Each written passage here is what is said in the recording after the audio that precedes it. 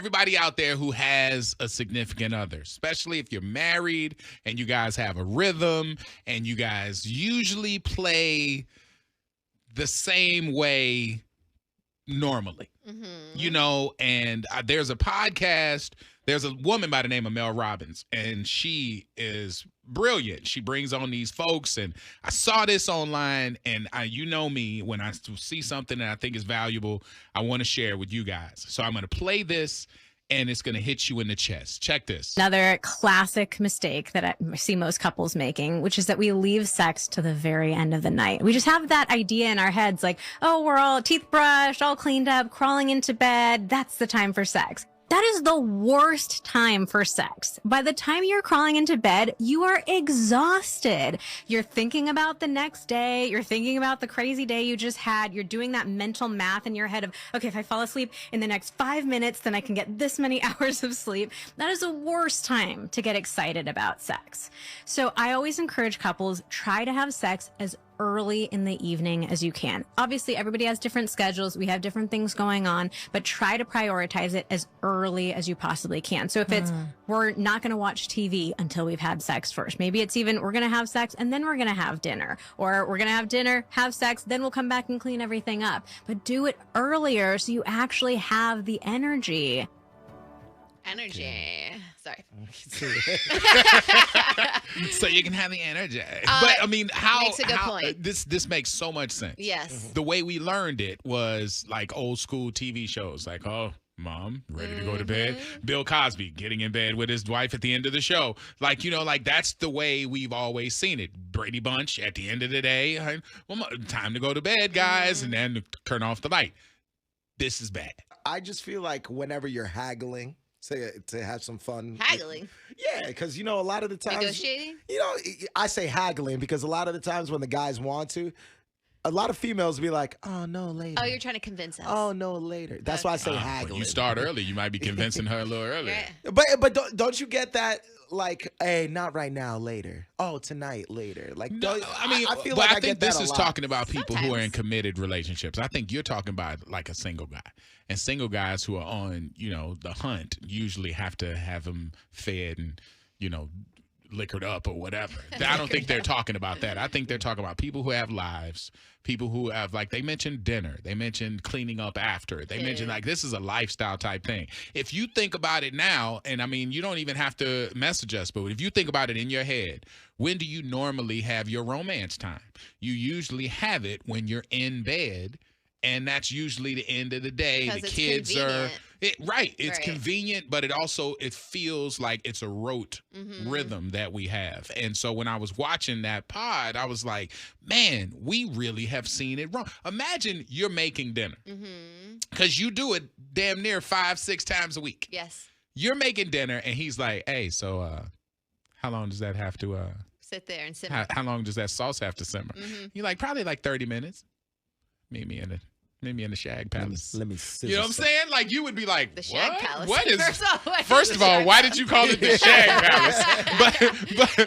But you would be shocked because you'd be like, oh, all right, Daddy. Yeah. All right. Hey, I put a movie on for the girls. They're good. Yes. Let it simmer. Let's go. It would be exciting for you because it was like, A, it would show he wants it. It's different. B, it's out of the rhythm. And you got more energy. And you haven't eaten yet. Yes, definitely. You're not so worn down and tired after doing everything that you have to with the kids necessarily. Other sex therapists would suggest, texting during the day to make it a little bit more enticing. Maybe like sending a little sensitive photo, basically. Yeah, you priming the pump. Yeah, exactly. Which helps you as get well. things moving early. But the percentages, if you think about it this way, as an exercise for you, think about what's your percentage of nighttime naughty to daytime dancing. How many times do you do it outside of the pocket of darkness at night? Like, I mean, if you can just say, okay, 50-50, I think you would be doing great based off of what I saw on that pod. Right. If you're at the, 60% daytime, 40% night, they say you're thriving. But if you're 90% at night, That's me. 95% at night before you go to bed, and it's the last thing before you, and he goes to sleep. Like, I mean, that's a nightcap. Yeah, like the perfect way to go to sleep. And that's how y'all end up divorced. Right. They say that it's just you have to switch it up every now and then, especially if you are in a committed relationship. But it is important for you to figure out when your sex clock is working. Yeah. Like when you're the horniest, basically, as a person, because it changes as you get a little bit older as well. Like, are you more of a morning person? Do you enjoy afternoon delight? Is it late at night? Let's see. We got phone calls popping off. I don't know what this is. Wild. Hello. Man, you know like I know, man.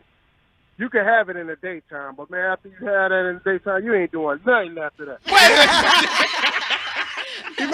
But see, wait a minute though. But that's the reason you want to do it, because now your body is used to going to sleep after, which makes you useless. So why not change the game up? Oh, ain't no dinner then. If you come in a room with me, ain't no dinner getting cooked after that. Wow.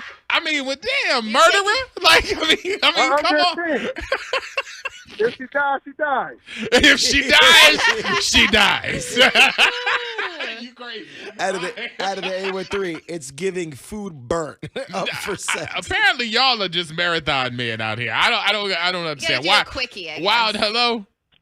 Hey, I was just calling a comment. So I know y'all was saying about the priming and stuff like that, but you could do that, but they still gonna fall asleep.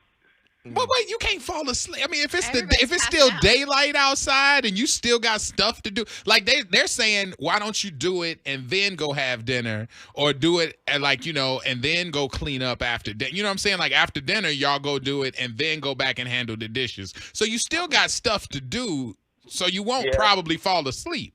I mean, yeah, but they fall asleep sometimes even before all that. Okay, let me ask you this, because we asked for percentages, and since you're here, I'm going to ask you, what do you think your percentage is of nighttime to daytime action?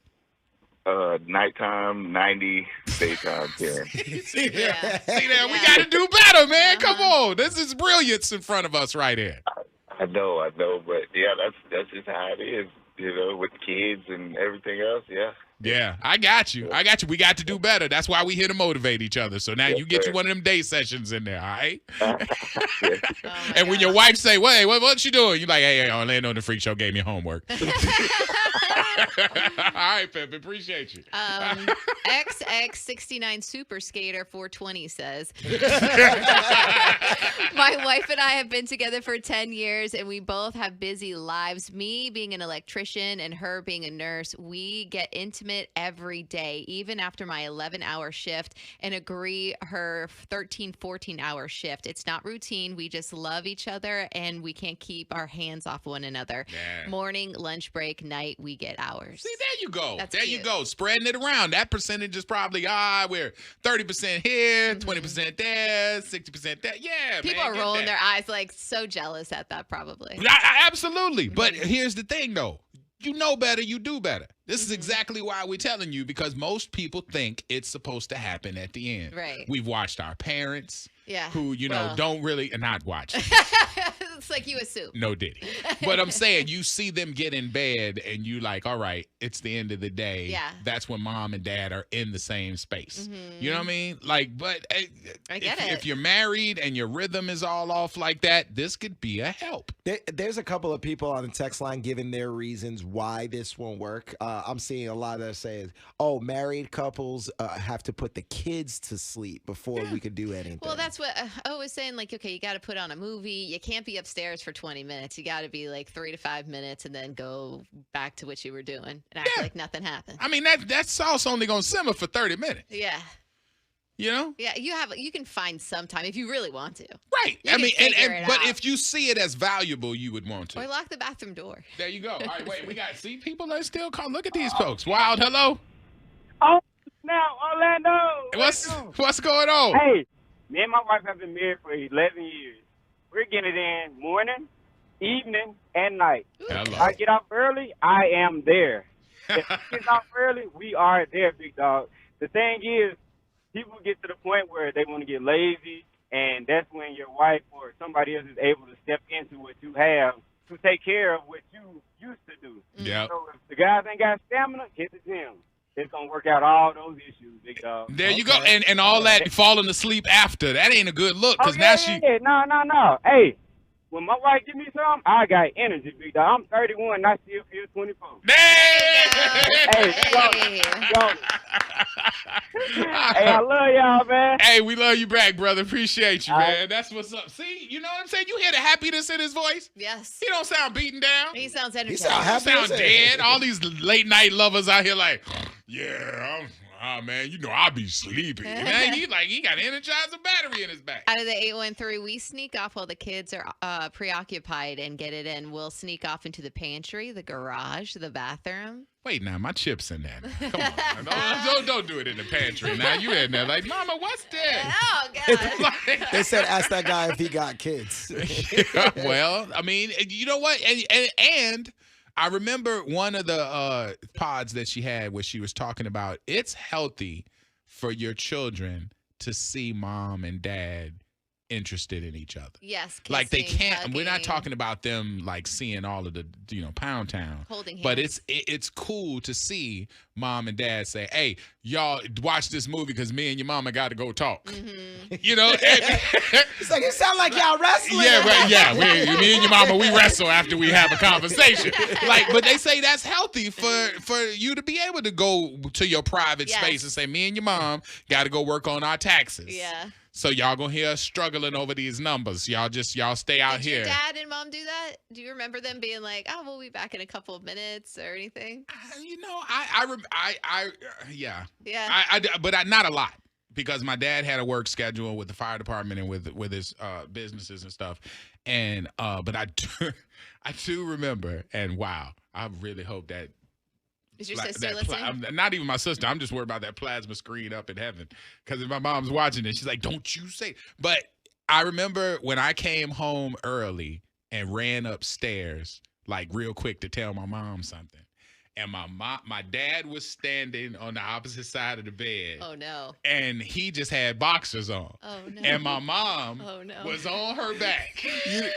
And my mom was on her back, like removing her undergarments. Okay. And so when I came around the corner, I was like, "Hey, Ma." Was your dad doing the lean? Like No. He was up. He wasn't involved in anything. He was out of the bed. Okay. But he was standing there, and she was getting prepared for whatever was about to go down. And I was like, "Hey, Ma." Okay. And they were like, "Boy, close the door." And I closed the door, and I left the house. I was like, and it was like I remember it because it was all I saw was her, whatever was coming off was coming over her knee. Oh, okay. So it was pretty much like they was preparing for it, and it was middle of the day, had to be like 14. There you go. And so I'm like, all right. And you never did that again. I stopped coming home early. I think that was the last time I came in the house unannounced. Immediately. I'm never doing that again. Then it was like much more whistling and noise making coming up the stairs now. I'm home. Like, "Hey, Mom, I'm coming upstairs now because I got something really awesome to show you. I'm walking up the stairs." Out of the 813, my kids know when I say goodnight, love you, and shut my door, that's a risk you're willing to take to come over to our room. Ooh, that's a threat. But that's at nighttime, so you got to tell them, take this juice box. Me and your daddy about to go in there and talk about some things. Get it done. Just do what you got to do. I wanted to share it with you because it was worthwhile. So, all right, enjoy. Orlando and the Freak Show. If you loved that video, then you're going to want to check out more. Make sure you hit subscribe right below.